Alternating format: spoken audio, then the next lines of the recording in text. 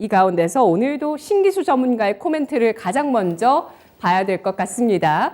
바닥이 나왔다는 확신을 해주고 있고요. 또 신기수 전문가 그동안 8월 말에 좀 시장이 어지러워졌을 때 계속해서 물가와 금리 그리고 시장 심리의 이 정점 가능성들을 계속 언급을 해주시면서 시장에 대해서 용기를 좀 주셨는데요. 다만 현금 비중 가져가야 된다는 신중론도 잊지 않았습니다.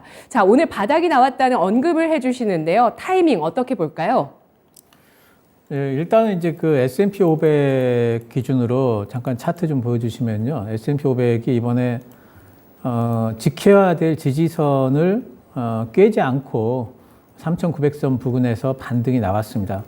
3,900선 부근이 만약 깨졌다면 3,750선까지도 아마 바로 직하했을 가능성이 있는데 그 부분에서 강하게 반등이 이제 나와주는 이런 부분들이 흐름을 깨지 않았죠.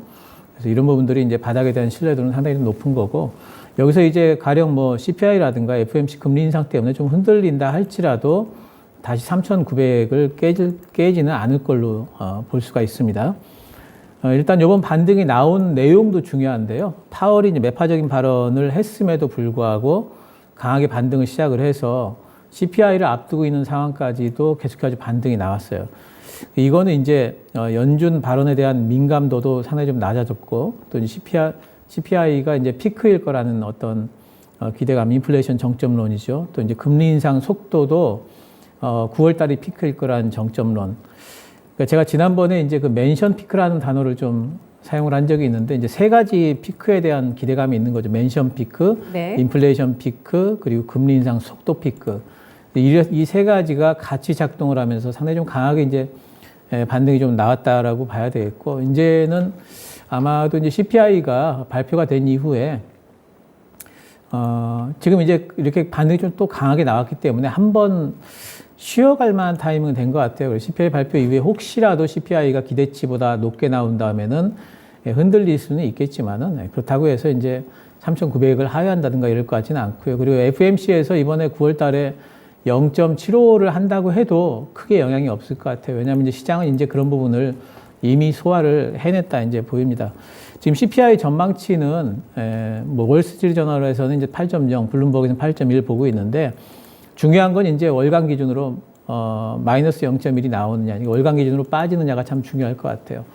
그래서 만약에 이번에 월간 기준으로 빠지게 되면 2년 넘게 지속됐던 월간 기준 상승이 이제는 마감이 되는 거기 때문에 상당히 이 부분이 좀 중요할 것 같고요. 그리고 근원 CPI도 6.0 전망하고 있는데 어쩌면 이번에는 근원 CPI가 조금 더 이제 기대치를 상회할 수도 있을 것 같은데 어쨌든 이런 부분들은 좀 확인을 좀 해봐야 될 것 같고요.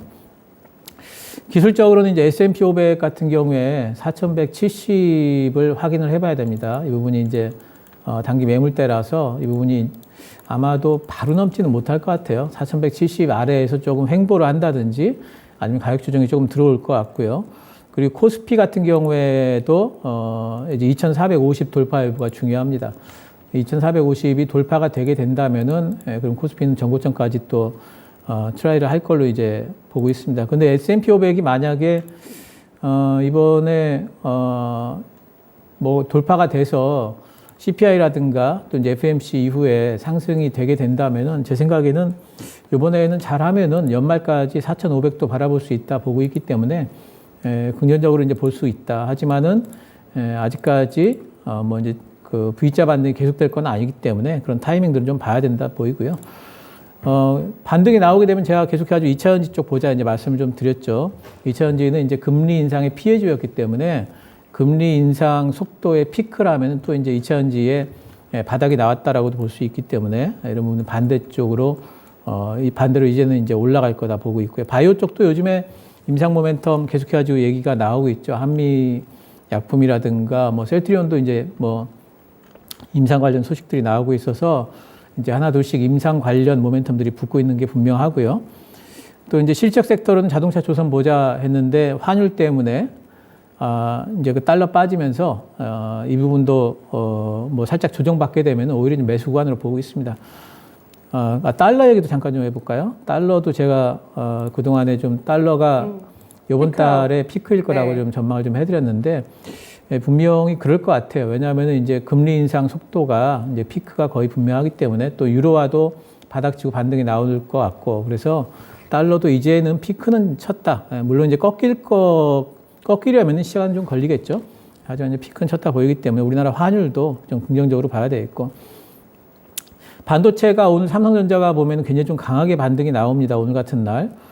그 얘기는 이제 뭐 밸류에이션 상으로 외국인들이 우리나라 시장 반등이 나오려면 분명히 반도체를 사야 되기 때문에 반도체도 뭐 긍정적으로 보이고요. 또 모멘텀 섹터들 네옴시티라든가 5G라든가 게임, 메타버스, 로봇, 엔터 이런 쪽들이 순환매를 돌 거예요. 이제 시장이 반등이 나올 때는 한 번에 오르지 않고요. 오늘도 보면은 이제 오늘 시장이 굉장히 많이 오르는데 아마 이제 우리 투자자분들 종목들이 좀 생각보다는 시원찮다 이렇게 느낄 수 있는 게 뭐냐면은 오늘 대형주 장세예요.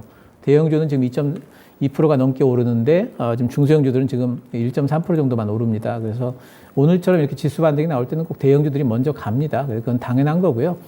순환매를 돌면서 이제 모멘텀 섹터들, 중소형주들도 오를 거기 때문에 이런 쪽들도 계속해가지고 관심은 가져보자. 그리고 적극적인 매수는 뭐 오늘 밤 하루 남았으니까요. CPI 발표에 대한 시장 반응이 중요하죠. CPI가 얼마 나왔느냐도 중요하지만 시장 반응을 보면서 타이밍 충분히 잡을 수 있다. 이렇게 보고 있습니다.